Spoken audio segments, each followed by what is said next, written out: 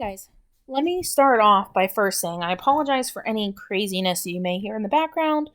My 9-year-old son has been in the house on quarantine for the last 4 weeks due to being a high risk, and he is going crazy and taking me with him. So if you hear craziness or screaming in the background, it's all right. It's just a 9-year-old boy. I'm going to record some notes on intermolecular forces because I've had several of you say that while the videos I've posted from Khan Academy and whatnot have been helpful, a lot of you just like to hear it from my point of view or hear it from my voice with what I'm emphasizing. So I decided to go ahead and make a video. So this video is going to be on intermolecular forces. And so the thing that I want to point out to begin with is this is intermolecular. I-N-T-E-R, and that's very different than intramolecular. So let's go over those two things first. Intramolecular. So intramolecular is within the molecule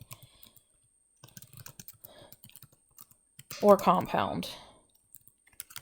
So basically what this means is this would be the force between the sodium and the chlorine, or in our sodium chloride, or between our hydrogen and our oxygen in our H2O. I know that those are diatomics. It should be H2 and O2, but I'm not writing the complete formula here. I'm just talking about the forces between those two on those bonds.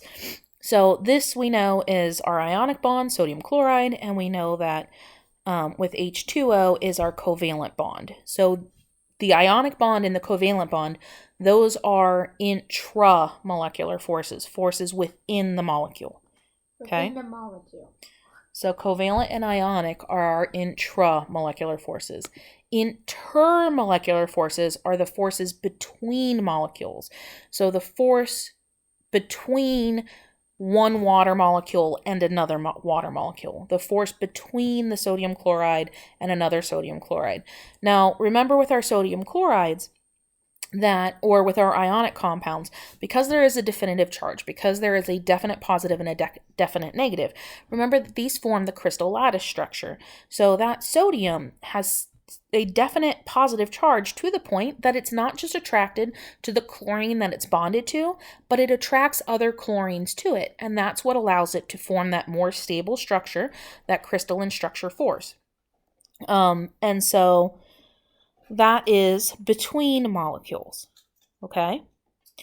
So the reason why we're going to go over intermolecular forces and why it's so important, and the reason why we did polarity before, is because these intermolecular forces explain the properties that we observe with compounds and molecules. Now, we did our introduction to this unit last week with our polarity lab stations. I know back then we weren't really sure what was going on, and that's fine. It was new.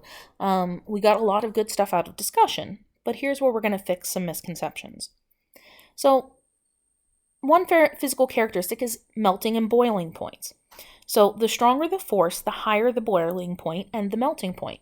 So basically what this means is the more force between molecules, it's going to require more energy to break the attraction between those molecules. A lot of you guys in your explanations last week did not mention attraction. And ever since we've started talking about particles and molecules, it's been about attraction. Attraction, attraction, attraction.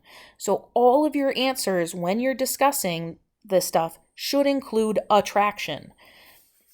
And so the more attraction there is, the more energy required to break that attraction. Not a bond. This is not a bond that is forming between two water molecules. It's an attraction between two water molecules.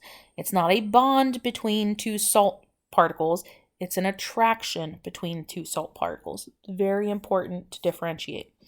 So these are forces, intermolecular forces, attraction. Volatility, the rate of evaporation. I believe it was back in our gas laws unit, which I think was unit 5. But back in our gas laws unit, we talked about what evaporation was. And evaporation was when there's enough energy absorbed that the particle can leave the system. And so that volatility, that rate of evaporation, the more attracted, the more polar, the higher the attraction between molecules, the more energy that's going to be required for it to evaporate. So the higher volatility or the higher the lower the rate of evaporation. Sorry, because it requires more energy. So if you have something that has a low attraction between it, then you're going to have a high volatility, a high rate of evaporation. So I know that sounds a little opposite there, but volatility is how quickly it will evaporate. So a higher volatility means less attraction. A lower volatility means higher attraction. Higher attraction, less likely to evaporate. Lower attraction, lower attraction, higher likely of evaporating. Higher attraction, lower likely of evaporating. I think I just repeated myself. Let me do it one more time. So volatility, the higher the volatility means the higher the rate of evaporation, which means lower attraction. Lower volatility means a low rate of evaporation, which means a high attraction. There we go. Sorry about that. The stronger the force, the lower the volatility. Okay, just like I just said. Solubility. Remember in solubility, we talked about our charge differences. So there's similar interactions. That was an intramolecular force, but now with our there's similar interactions that are caused, similar interactions cause solubility. So like dissolves like. Polar particles will dissolve polar, nonpolar will dissolve nonpolar. When you guys were talking about oil and water last week in your lab stations, a lot of you said, well, oil didn't dissolve because it was less dense. Well, yes, that is true that it's less dense. That is not why it didn't dissolve. When we have ethanol and water, those are different densities, but they still dissolve in one another. So what determines if something will dissolve or not when it comes to our molecular compounds is if it's polar or not. Oil is nonpolar. Water is very polar, as we're going to talk about in a little bit. And so because of that, oil does not dissolve in water. Ethanol, however, because of the OH on the end of it, is polar. So it does dissolve in water because like dissolves like, polar dissolves polar. So as far as the hierarchy of IMFs, there are 4 different types of intermolecular forces we're going to talk about. One of them we've kind of already talked a little bit about, and that's our ion-ion. That's the strongest. The second strongest is hydrogen bonds. This is what we see in water and some other substances. The third strongest is dipole-dipole. And then our weakest forces are our London dispersion forces. And our London dispersion forces are what occur between molecules that we consider to be nonpolar. So that is our weakest IMF. As far as our ion-ions, remember that we talked about we have our ionic compounds. So the positive and negative ions stick together and they form that lattice, like I mentioned earlier. The force between the ions is almost always strong enough that an ionic compound is a solid at room temperature. And we discussed this back in our ionic compounds unit. Our ionic compounds, when they form that crystal lattice, remember we precipitated out of solution. And so our ionic compounds, that force between the ions is so strong, and even the intermolecular forces, the attraction of that sodium to other chlorines, is going to force it to form a crystal lattice. That crystal lattice structure is our crystalline structure, and so it's usually a solid at room temperature. Strength depends on charge and size of ions. So remember that our smaller ions have a stronger attraction. And so, for example, in sodium fluoride, sodium's a +1, fluorine's a -1, cesium iodide, cesium's a +1, iodine's a -1. So our charge difference is 2 in both cases. Remember, the charge difference is the difference between the charges on a number line. Okay, so since our charge difference is 2 for both of them, now we need to look at size. Remember that we talked about how do we determine size? Well, it's the period number that it's in, because that's how many energy levels it has. So sodium has less energy levels than cesium. And fluorine has less energy levels than iodine. So since cesium iodide has the most total energy levels, that means that their nuclei are going to be the furthest apart from one another. Sodium fluoride's nuclei are going to be closer, and so that's going to attract those electrons more. So cesium iodide would have a weaker attraction than sodium fluoride. So that's how you determine the strength between two ion forces. In this case, if I gave you both of those and asked you to rank them, sodium fluoride is higher. Ions with more charge or a larger charge difference have a stronger intermolecular force. Once again, we did this back in our ionic compounds unit. This slide should be nothing new. This is all review from our ionic compounds unit. Ions with more charge, a larger charge difference, have a stronger attraction. So aluminum's a +3, oxygen's a -2. That gives us a charge difference of 5. And as we talked about up above, sodium fluoride is a +1, -1 with a charge difference of 2. So because of that, our aluminum oxide has a much higher charge difference. I don't care about the distance. I don't care about how many energy levels there are in this case, because charge difference comes first. If the charge difference is different, that's all we care about. We go with the one with the larger charge difference is going to be the stronger attraction particle. Only if charge differences are the same for both molecules, then we look at distance. So charge difference first. Write that down. A lot of you made that mistake in our ionics unit. Charge difference first. If charge difference is different, I don't care about distance. Distance, the number of energy levels, only applies if charge difference is the same. Please make sure you write that down. Dipole-dipole forces. So our dipole-dipole are polar compounds that will align their dipoles so that the partial positive and the partial negative are adjacent. So, for example, when I have my particles here, I have my slightly positive side because of my polarity, because oxygen is going to be my higher electronegative one. And so it's going to pull in this direction. So here's my positive. Well, in chloroform, which is a CH3, my Cl3 is going to be more negative, so it's going to pull it this direction. And the carbon is going to be more positive, so here. So they line up. So they line up so that it's positive, negative, positive, negative, positive, negative, positive, negative. So kind of like our crystal lattice. It's not nearly as structured as our crystal lattice, so don't get confused. It's not that nice crystal structure that gives us a solid, but they do line up. They do organize themselves. And so like it shows here, we have a negative, positive, negative, positive, positive, negative. So you can see it's not quite as nice as the crystalline structure. And that's also why these attractions aren't as strong as our crystal lattice structure.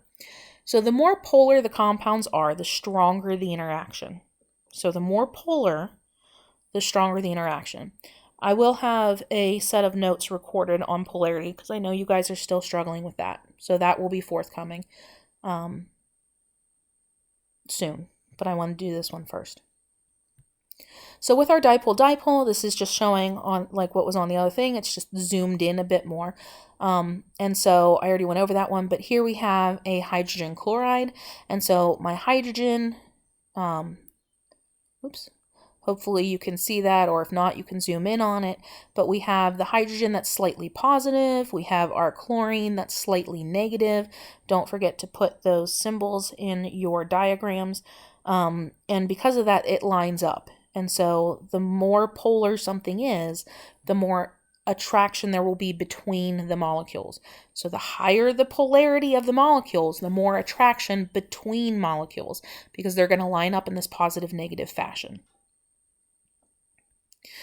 Hydrogen bond is a special dipole-dipole bond. So when we talk bonds, or if you're asked to label bonds, don't label it dipole-dipole. Label it hydrogen bond. It's a very specific, very special type of dipole-dipole. And it's actually very imperative to life. It's imperative to how things function, because this is what is involved in most of our cells and most of our molecules. So dipoles form when hydrogen is bonded to a very electronegative atom. So use your electronegativity chart. Specifically, FNO. Okay? I'm sure you can come up with an analogy for FNO. But FNO is the three specific elements that hydrogen bonds to and becomes very electronegative. So it has a very strong dipole because of a large electronegativity difference. So that's going to make hydrogen, its slight positive is going to be a lot stronger than slight positives of most dipole-dipoles. And so because of this, there's about 10 times the strength of any other dipole-dipole interaction. So the strength of hydrogen bonds results in dramatically higher melting and boiling points.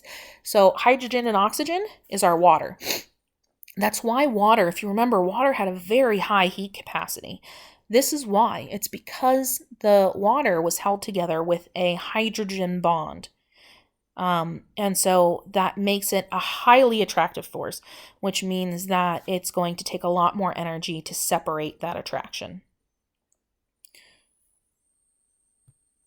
There's also, I said it played an important role in us and biological structures, there's hydrogen bonding in DNA. DNA is hydrogen bonded with the stairs of our ladder, our A, T, C's, and G's. So between our nucleotides, our A, T, C's, and G's, they're attracted to one another by that hydrogen bond. So they don't actually bond. I know it's called a hydrogen bond, and so we think it's bonding, but it's that attraction. It's that attraction between the oxygen of one nucleotide to the hydrogen of another, and then here we have the nitrogen attracted to the hydrogen. So hopefully this is familiar from biology, at least a little bit. And so it's because of these bonds that our DNA hold together. Even though hydrogen bonds are the strongest of the intermolecular forces that are covalent, other than our ion-ion, since they're a very strong intermolecular force, but keep in mind that intermolecular forces are much weaker than intramolecular forces. So it's strong enough to hold it together, but it's weak enough that it can be split apart. So that way when we replicate our DNA. Our covalent bonds are much, much stronger. Those are our intramolecular forces. So my phosphate that's binding to this carbon, my phosphate to carbon bond is a covalent bond. It is a much, much stronger bond. And that's important because we don't want our DNA backbone to separate apart like our two strands of DNA. That would cause all kinds of problems. But it's important that the DNA be able to separate into two strands so that way it can replicate and copy. So, more than you ever cared to know, but hey, now you know. You're educated. London dispersion forces. London dispersion forces are two nonpolar molecules. So it's the force between two nonpolar. And I know we say nonpolar, so how is there any attraction? Because there's not a positive or a negative. Well, as you compound them more, as you make them larger, they actually do have a slight positive or a slight negative. Things don't share equally. They're never going to share 100% equally. When we say that it's nonpolar, we're saying that sharing equally. That means that it's sharing equally most of the time, like 90 some odd % of the time, enough to say that it's sharing equally. But that's because these electrons are constantly moving. Once again, remember from our earlier units, where the electrons are kind of popping between those different energy levels and popping in and out of those orbitals. Because of that, you are never going to have 100% even distribution of the electrons between two atoms. And so even that is going to cause at least a slight charge. So two nonpolar molecules actually attract to one another. Very, very weak. So the force is incredibly weak because, like I said, it's just that instantaneous of depending how the electrons are dispersed around the atoms. So it's incredibly weak because of that. But molecules with many electrons are more polarizable. So, and that's why. This is why London dispersion forces, the more molecules you have, the stronger that weak force becomes. It's still a very weak force, but like I just said, what's causing that weak force is those electrons popping in and out. It's never going to be equal. There's always going to be sometimes where one atom has more electrons than the other. So because of this, the more electrons you have involved, the stronger that weak force is going to be. So the larger the nonpolar molecule is, the stronger the London dispersion force. So for example, last week when you guys did your hexane and, I don't remember the other one you guys did. Hexane and whatever the other one was. Methane? I think methane. Methane was a lot smaller than hexane. Hexane was a lot larger. So since hexane's a lot larger, it has a lot more electrons to be jumping around in those bonds, causing a little bit more attractive forces between the molecule. And so because of that, it was liquid at room temperature. The hexane was liquid at room temperature. The methane is gas at room temperature because it has less molecules and less electrons interacting with one another. So because it has a less force, it requires less energy, and so therefore it was in its gaseous state. So hopefully that makes a little bit more sense. Ignore my son in the background. So with our London dispersion forces, once again, this is just going into a little bit more. When two atoms contact each other, their probabilities slightly influence one another. So those electrons kind of jump and transfer. Even if they don't, quote, want to, they still do. So anytime particles collide, and we talked about this at the beginning of the year, particles are always colliding. Well, those outside electrons, just from the force of that collision, will slightly jostle. So they'll jostle into or out of an atom. And so because of that, they slightly influence each other. So their electrons are always in complementary locations, meaning that as one atom comes close to the other, it's going to push its electrons away, because remember, those electrons are repulsive forces. And so the complementary distribution results in a temporary induced dipole, which causes the two atoms to attract. So when we have that polarity that's caused by two nonpolar molecules, it's called an induced dipole. For a moment, because it collides and because those electrons shift, it causes a dipole, an induced dipole. And that's what causes them to attract. So we didn't do this lab, but we did do a different lab. So it says, can you recall a lab where London dispersion forces were seen? In this case, it's the coffee spoon activity. We didn't do that. What we did do, though, if you remember the balloon lab that we did, where we talked about how the balloon stuck to the wall? Why do you think the balloon stuck to the wall? Well, first, we rubbed it on our hair.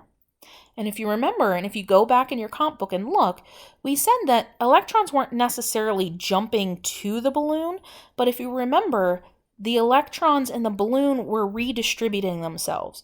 So that way, they were either closer to, so that way they were all charged up on the surface. So the electrons, and some of them were transferred, some of them were transferred from your hair or your jeans onto the balloon surface, the latex surface. And then when you held it to the wall, as you brought it closer to the wall, the electrons in the wall were repelled from the abundance of electrons on the balloon, and so it pushed those electrons in the wall slightly away. Because of that, it caused an induced dipole. The negative charges from the balloon were attracted then to the positive side of the particles in the wall, and that's what allowed the balloon to stick to the wall. It was an induced dipole. After a while, after there's collisions, like we said, those collisions and electrons kind of jump and reshuffle themselves, then after they reshuffle and become equal, after some of those electrons leave the balloon and enter the wall and they redistribute themselves, then there's no longer an induced dipole and the balloon is no longer attracted to the wall, and so it falls. Hopefully this makes a little bit more sense. I'm also going to do a video where I will post an extra worksheet that'll be sheerly optional, but then I'll post a video of me going over the answers to that worksheet as well. If these things help you, let me know and I will continue to do them. If you guys tell me that they're not helpful or that nobody watches them, then it's not quite worth my time to do it. But if it does help you, you guys know me. Anything that it takes to help, I will do. Hopefully this helped, and I will talk to you guys soon.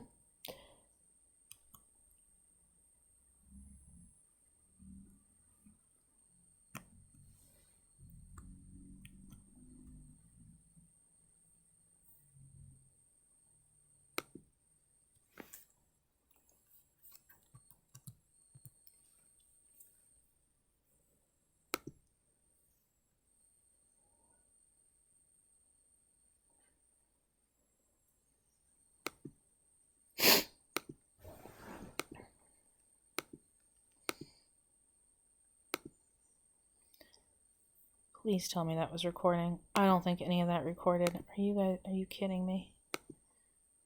Nope, it's recording.